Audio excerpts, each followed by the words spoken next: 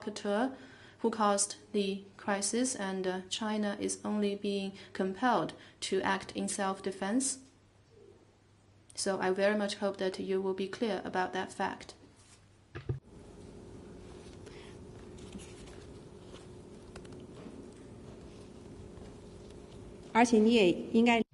And I'm sure you could understand that this statement of ASEAN, when it says that it is opposed to all provocative actions, I think it's referring to the visit carried out by Speaker Pelosi. And yesterday, I actually went over how immediately following the visit, people from around the world have been speaking up or using other ways to express their concerns over this seriously dangerous move of Speaker Pelosi. And about ASEAN's position that you mentioned, I'm sure that ASEAN hopes to see peace and stability in this region, and anything like Pelosi's visit, a serious provocation, could cause serious concern amongst all parties. And this is a very reckless decision that Speaker Pelosi has made. It is a serious provocation, and this is the kind of activities that could create a very serious situation for regional stability. And in addition to the countries that spoke up yesterday, let me add the latest statements that have been made since then. For instance, UN Secretary General Guterres said that they abide by General Assembly resolutions by the One China policy, including UNGA Resolution 2758, and also the League of Arab States made a statement, and also Shanghai Cooperation Organization made a statement saying that the One China principle is the universal consensus of the international community and the basic norms governing international relations. The SCO adheres to the One China principle, firmly opposes interference in the internal affairs of its member states by any external force, and supports all member states in safeguarding national unity and defending their own sovereignty and territorial integrity, and will continue to promote further cooperation among member states in this regard to ensure peace, security, and stability in the region. Russian Foreign Minister Sergei Lavrov said that this is a desire to prove to absolutely everyone impunity and display their lawlessness, referring to the visit. And the Pakistan and the Cuba's foreign ministries have made statements saying that they are strongly opposed to anything in violation in our sovereignty and territorial integrity, and about U.S. military presence that has caused tension in the Taiwan Strait. They expressed their concerns. And Foreign Minister of Cuba on social media said that he rejects actions aimed at harming PRC's territorial integrity and sovereignty, and condemns interference in China's internal affairs. And the Iranian foreign ministers expressed similar positions. And also, according to Myanmar, what the United States has done is causing escalation of tensions in the Taiwan Straits, and Myanmar is fully opposed to that. And a spokesperson of the Indonesian Foreign Ministry said that Indonesia continues to respect the One China policy, and Indonesia is deeply concerned with the increasing rivalry among major powers. If not managed well, it may lead to open conflict and disrupt peace and stability, including in the Taiwan Strait. Thailand Foreign Ministry's spokesperson said that Thailand stands by the One China policy and hope that all parties concerned can respect sovereignty and territorial integrity.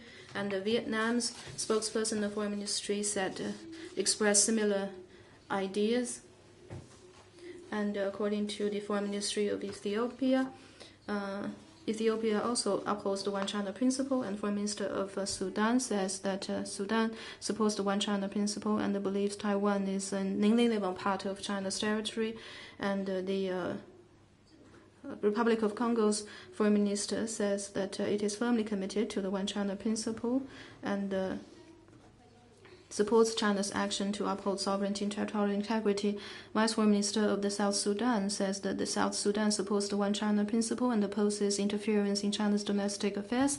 And the chairman of the Parliamentarian Affairs of the National Assembly of South Africa says that the U.S. is grossly interfering in China's domestic affairs and could ruin the efforts made to uphold peace and stability in the Taiwan Strait. This could also endanger world peace, stability, and development. And the foreign minister of Greece had a meeting with State Councillor Wang Yi, and during that meeting he said that Greece will continue to follow the One China policy on sovereignty and territorial integrity. And the Prime Minister of Serbia, when meeting our ambassador, says that Serbia supports the One China policy and believes that Taiwan is an inalienable part of China's territory. And the Vice President of Nicaragua openly expressed support for our efforts to uphold sovereignty and condemns U.S. interference. And the Foreign Minister of Nicaragua says that he condemns the visit, and the Nicaragua fully supports China's position on Taiwan and supports China's upholding sovereignty and territorial integrity, and supports Chinese people's will and the responsibility given by sovereignty, and asks the United States to immediately stop provocations against China.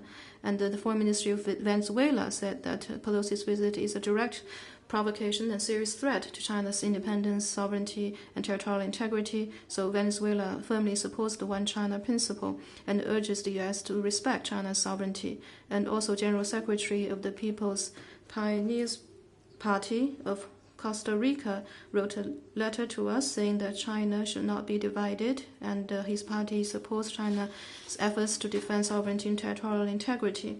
And also representatives of the Communist Party of Brazil wrote letters to express its support, and also the Communist Party of Argentina made a release condemning the U.S. behavior and saying that Pelosi's visit is a strong provocation and aggressive behavior, which is imperialist in nature and calls for common opposition and condemnation. And also press from Russia, Thailand, Cuba, South Africa, Zimbabwe, and Angola have written commentaries to stress Taiwan's being part of China and how the visit seriously violates the One China principle. It is a serious provocation, and this is making great trouble for China-U.S. relations. And also Martin Jacques has written to say that Pelosi's provocation over Taiwan leads the U.S. and the world into an age of disorder and instability. And the tension in the Taiwan Strait is caused by the United States' encroachment on the One China principle and the consensus it reached with China. So I think it shows that what is a just cause can receive the support of the many around the world. So I hope all of this has explained very clearly who should be responsible for the issue we are facing right now.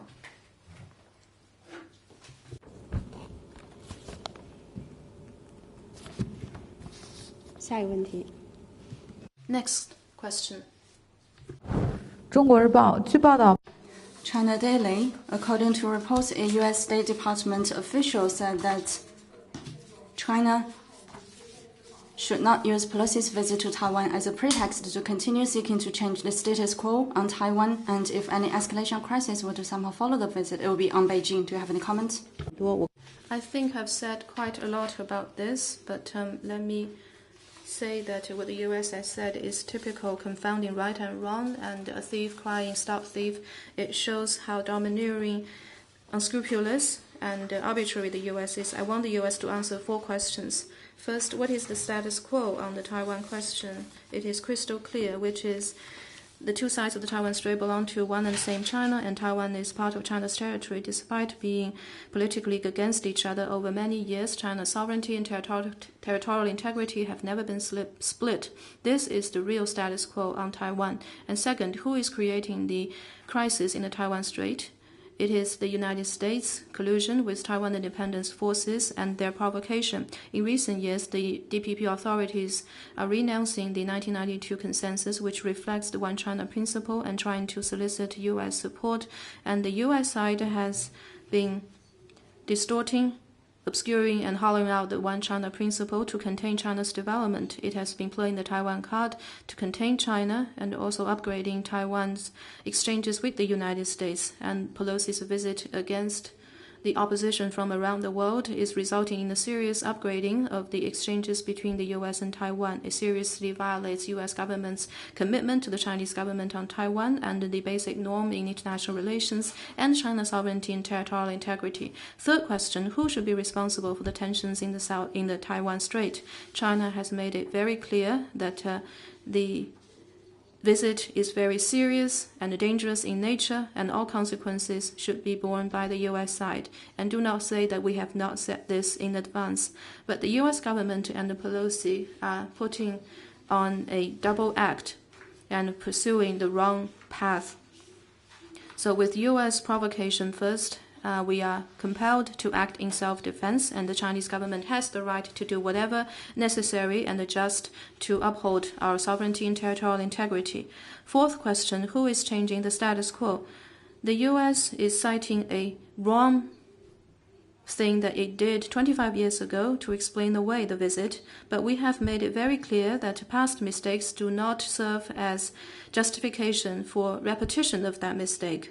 We learn lessons from the history, so we will not allow the U.S. to continue to use salami tactics to encroach upon and obscure and hollow out the One China policy, and we will not allow the U.S. to use any excuse to gradually seek to change the status quo. Let me emphasize once again that any tension in the Taiwan Strait is caused purely by the United States, and that the cause is because, to serve self-interest, Speaker Pelosi has insisted on visiting Taiwan, which is a serious violation of the One China policy. Things would not have come this way without the visit by Pelosi to Taiwan, and many countries and the media organizations in the world have a very clear understanding of that and have made warnings to the United States. So if the U.S. side truly hopes to maintain peace and stability in the Taiwan Strait, then the most important thing is for it to strictly abide by the One China principle and the 3 joint communiques between our 2 countries.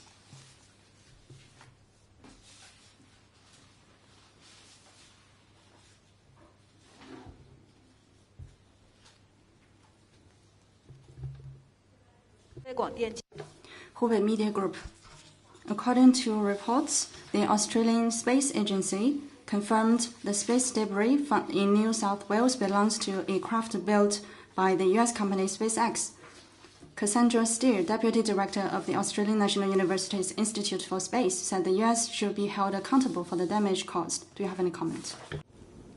空间碎片问题呢是 Now about space debris, this is indeed a challenge that people continues to face for sustainable exploration and use of outer space. We are actively engaged in mitigation efforts and international cooperation in this regard, and we hope that the United States and other countries in the world will take credible steps to minimize the risk caused by such debris and also shoulder responsibilities for the damage that aviation and the space activities cause according to international law.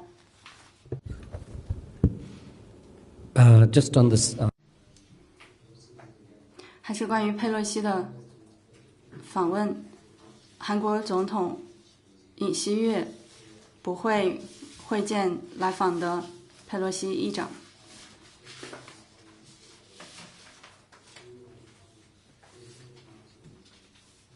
想请问中方对韩国总统的这个决定有何评论？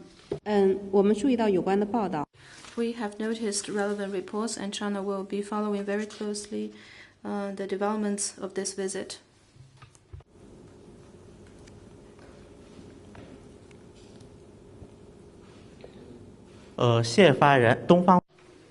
Dragon TV. We noticed that reports say the Iran nuclear talks will resume today in Vienna after a near 5-month hiatus. How does China see the prospect of the talks?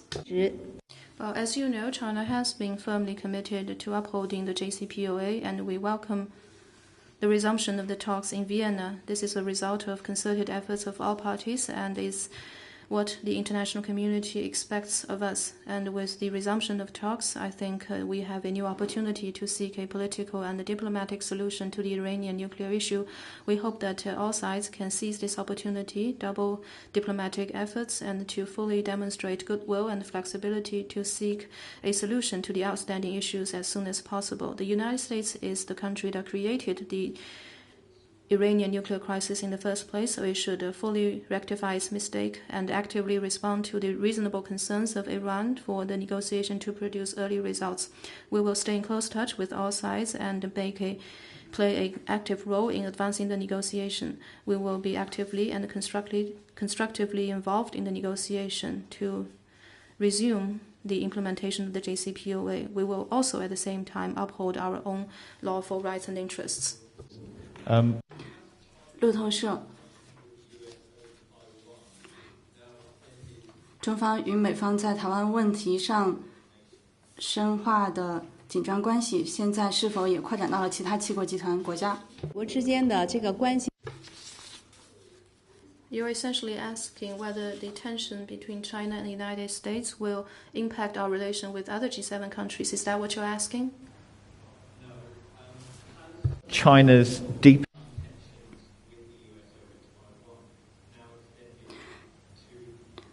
关于中美在台湾问题上的持续深化的紧张局势，会否会影响到扩展到其他的七国集团成员？我来说哈。Well, for China, we very much hope that countries could respect each other and pursue win-win cooperation. And in that spirit, we hope to have good relations on the basis of equality, mutual respect, and win-win cooperation with the United States, G7 countries, and anyone else in the world. I believe this serves everyone's interest. But on issues concerning sovereignty and territorial integrity, there is no room for us to compromise or concede. So we believe that all countries having diplomatic relations with China must abide by the One China principle. There is no questions about that. And as for the impact of the friction between China and the U.S. on other G7 members, I think it's up to those G7 nations. If they decide to follow the United States and admit that they do not have autonomy or independence over their own foreign policy, and they do not care about the interests of their own countries and peoples, and they are willing to be taken hostage by the United States and just be the United States followers, then I don't think this is something that their people would agree to. If they are truly independent nations, then they should make decisions based upon the interests of their own countries and peoples, and they should, on the basis of the consensus they reached with China on this One China principle, which is the political foundation and requisite for their diplomatic relations with China, and on that basis continue to develop friendly cooperation with China. I think those countries' governments are supposed to be able to recognize that, because any responsible government would act in the longer-term interest and make in the longer-term interest of their own countries and peoples and make their independent decisions. I think you raised a very good question. So when we saw the G7 statement, we couldn't help but ask, do they have their own principled positions? And they know that what they have done will not earn respect and add to the dignity of their own countries? And also, as I have said, the G7 do not represent the majority of countries in the world. All of those countries combined account about 10% of the world's population. And you know, within the United States, about 85%, according to poll results, do not approve of the direction that the United States is taking. So this G7 foreign minister statement, how many people can they represent? How many people do they speak for? I doubt. Yeah, are you from UK? Martin, maybe you have further questions you wish to ask?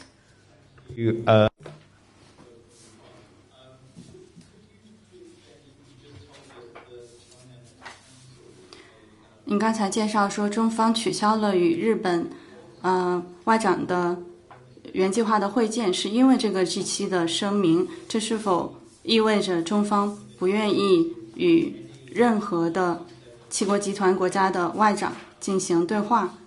在目前来看，是因为他们发了这个声明，这个未来会有改变吗？首先就说日本。First of all, about Japan, as I have been very clear, Japan, among the G7 countries, has spoken up for the wrong decision, a violation against China's sovereignty and independence. And also Japan has historic responsibilities over what it has done on Taiwan. And about other countries, as long as they have not changed their wrong position on the Taiwan question, then we will have to reconsider what the meaning of having dialogue with them, because dialogue is about having cooperation. 你继续来。Please continue. Thank you.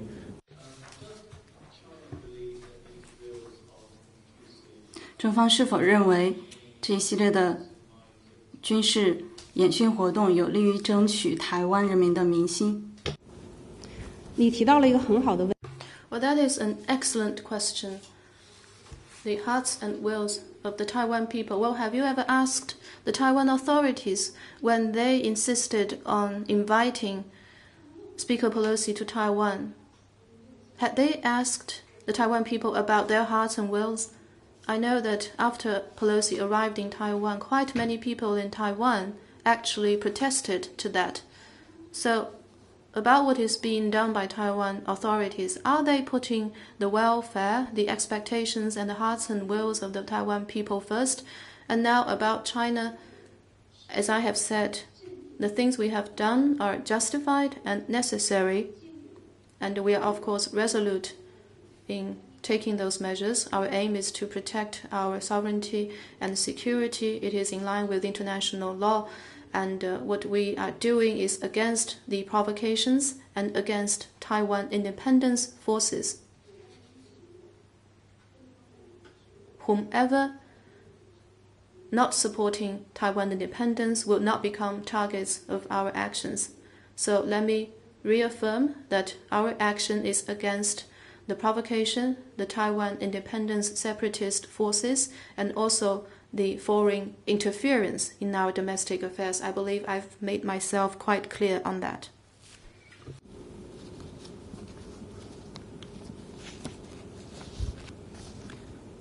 Just to clarify on the Japan issue. 关于日本的问题上，在七国集团上，您可以明确一下，是只针对日本一个国家吗？在七国集团里，是否会延伸到其他的国家？如果是只针对日本，这是什么考虑？ And I think I have been quite clear. A few days ago, a Japanese journalist asked me whether the two foreign ministers will meet in Phnom Penh, and I said yes. We confirmed that there were plans to have meeting between the two foreign ministers on the sidelines of the ASEAN foreign ministers meetings. But just before this meeting, right before this meeting, I can imagine who are behind this G7 statement, and I almost feel ashamed for them. I'm sure that it was the US who drafted it, and then they collectively issued it. And so Japanese foreign minister, along with the other G7 foreign ministers, issued this statement, a statement that confounds right and wrong, that ignore the merits of the issue, that ignore Japan's historical responsibilities over what it did to Taiwan during the war. So based on all of that, we do not think the meeting should go ahead anymore. So I think the facts are quite clear behind this. Well, you and other reporters have asked many questions, follow-up questions on this. I'm sure that this reflects your concern about what is happening around Taiwan. So in this world, when we have already an ongoing pandemic, the Ukraine crisis, and food and energy issues going on, I think all of those require cooperation between China and the G7. However, if they decide to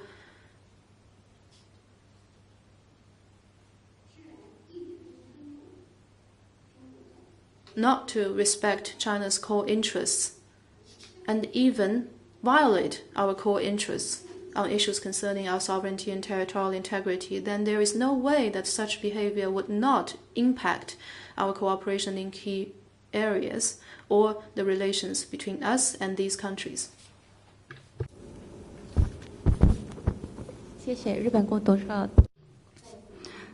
Kyoto News, another question to follow up on what you just said about the displeasure with Japan's behavior. The international meetings in Phnom Penh and on tomorrow's meeting agenda, I wonder if there's any possibility for some interaction with the Japanese side.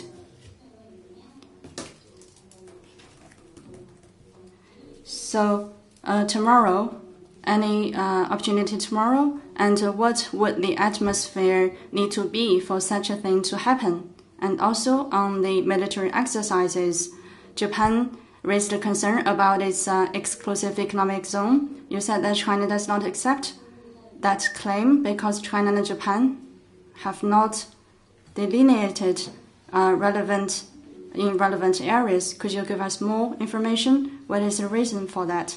关于经 First of all, about the meeting in Phnom Penh, as I said, we will no longer arrange for a meeting in Phnom Penh for quite obvious reasons. When you asked whether there is a possibility for the meeting to happen tomorrow, then I think it's quite clear that Japan needs to give up or change its wrong course of action. If you could convince the Japanese foreign minister to recognize and rectify his mistake, then we can pass on the message to State Councilor Wang Yi for him to consider whether such a meeting should go ahead. But I think we all need to know that to solve this issue, Japan must, first of all, see its mistake of a grave nature on this, because Japan does shoulder serious responsibilities on the Taiwan question, and on this particular issue, Japan is in no position to make unwarranted remarks, and it should not follow the U.S. steps in violating our sovereignty and territorial integrity, and it is not in the interest of our peoples. And now about your question on China's military actions in this region, well, indeed, China and Japan have not carried out maritime delimitation in relevant waters, so it makes no sense to say that our actions have entered Japan's EEZ.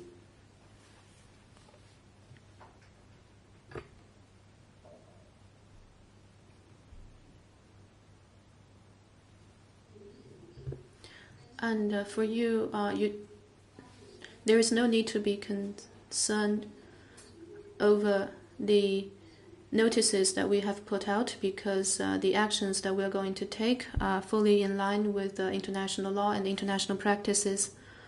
Well, since by being left, I think Reuters journalists have been most hardworking and raised most questions. 我是善意的讲这。I'm speaking this out of goodwill, and because I'm good friends with him, although he's now in Taiwan. Question from Bloomberg. 彭博社记者会进行期间，东部战区据说宣布实弹演习已经完成了，相关海空域的控制已经解除。所以问题是，这是否意味着军事演训活动已经结束了？限制是否已经解除？接下来是否还会有更多的活动？因为之前说是一直到8月7号，我刚刚看到相关的信息，所以想从你这里寻求一些核实的信息。我理解你的这种。Well, I understand why you would ask that question, but to be honest, I don't have the information, because indeed, according to the previous announcement, the drills will be carried out between the 4th and the 7th of August. So how will things proceed? I'm not exactly sure, so please just stay tuned. Question from Reuters. 路透社还是追问一下关于其他七国集团国家的问题。你刚才好像是暗示这些七国集团不尊重涉及中国主权的核心利益，如果他们这样做的话，这会影响双边关系。中方是否会与所有这些国家保持密切沟通，讨论双方是否关系会受到影响？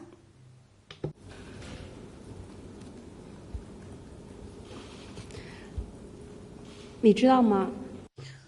Well, did you know that for G7, if on issues concerning our sovereignty and territorial integrity, if G7 makes unwarranted remarks or do something improper, it would be seriously unwise, because such things could easily remind the Chinese people of the era in which China was invaded by the 8-power allied forces. As I said, we no longer live in a world run by the imperialist powers, during which these powers could do whatever they want on Chinese soil, and China is no longer living in a century of humiliation. So on an issue concerning our sovereignty and territorial integrity, those countries that invaded China and committed crimes against China should have been more sensitive and more conscious of the need to uphold China's sovereignty and territorial integrity, instead of violating the Chinese people's will on this. And you see, during the Civil War in the United States, do we all still remember what the U.S. did to keep the country together, united, despite everything, no matter what the price they had to pay? And also for the UK, it's the same thing. So on issues concerning territorial integrity, I hope these countries will be very prudent and be very conscious of what they say or do as to exactly what kind of impact will it have on our bilateral relations. It is entirely up to them. What will they do? Will they recognize the mistakes, and will they do what is needed and necessary to change their course of action? Prof. BDA, 英报托刚才答问时提到了台海问题的现状，这跟美方的这是回应美方的一些言论。今天《环球时报》表示，佩洛西的访问改变了台海现状。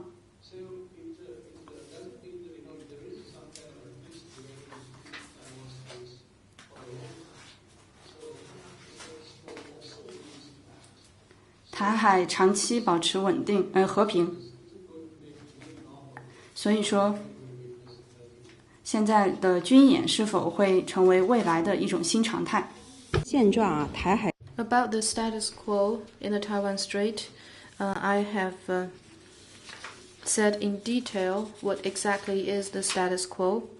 The two sides of the Taiwan Strait belong to one and the same China, and China's sovereignty and territorial integrity have never been split. That is the status quo of the Taiwan Strait. But for some time, the U.S. and Taiwan independence forces have colluded with each other, and we have seen efforts to upgrade the exchanges between the U.S. and Taiwan, and also intensified arms sales to Taiwan from the United States. All those violate the serious commitment that the U.S. made to China, and also in particular Pelosi's visit against our serious opposition and the world's warnings.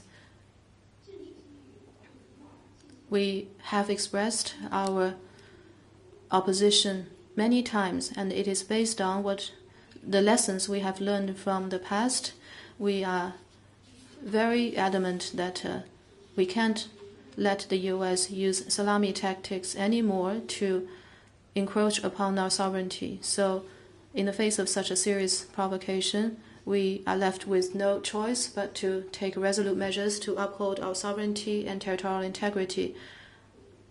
And will this become a new normal? It hinges on the action of the U.S. side and the Taiwan independence forces. If they do not stop pursuing the wrong course of action, then China will not stop demonstrating the resolve and taking resolute actions to uphold our sovereignty.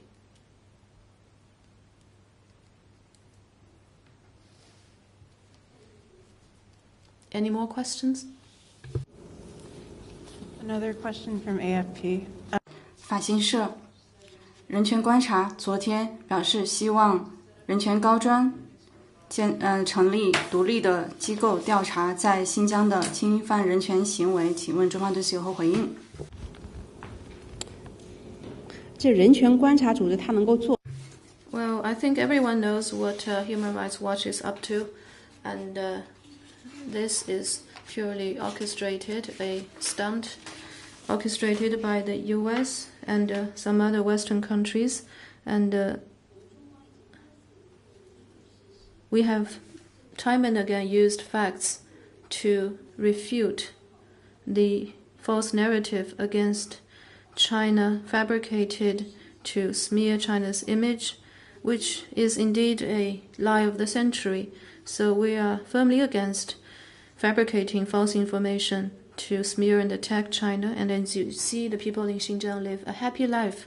And this summer, there are many reports about people driving their own cars to visit the beautiful places in Xinjiang, which caused highway traffic jams. And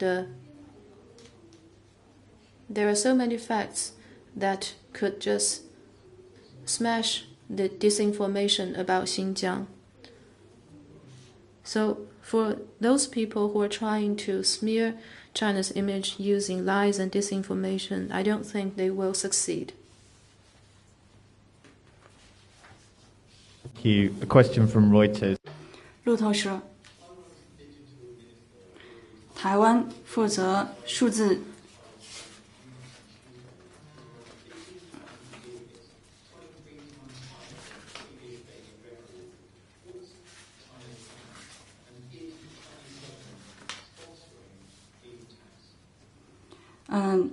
提到有网络袭击，想请问中华政府是否支持？ This is a very professional question about concerning professional knowledge, so I do not have information regarding that, so maybe this should not be directed at me. Do you have any more questions? 法新社，佩洛西访台湾已经结束。中方希望台方或美方做些什么来进行弥补这种行为。回到 I think they know that very well. That is to come back to strictly abiding by the One China principle, which is the foundation for bilateral ties. Strictly abide by the One China principle, both in words and in deeds, and do nothing that will harm our sovereignty and territorial integrity. Thank you. A question from 路透社。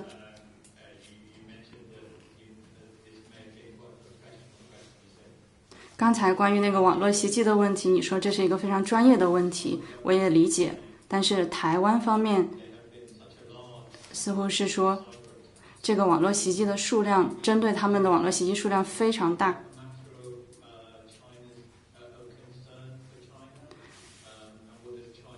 中方是否对此感到关切？如果他们暗示中方可能支持了这种网络袭击，中方有何回应？问题。Is this a foreign policy related question? I don't think so. 好，没有其他问题了吧？ Any more questions? This concludes today's press conference. Thank you.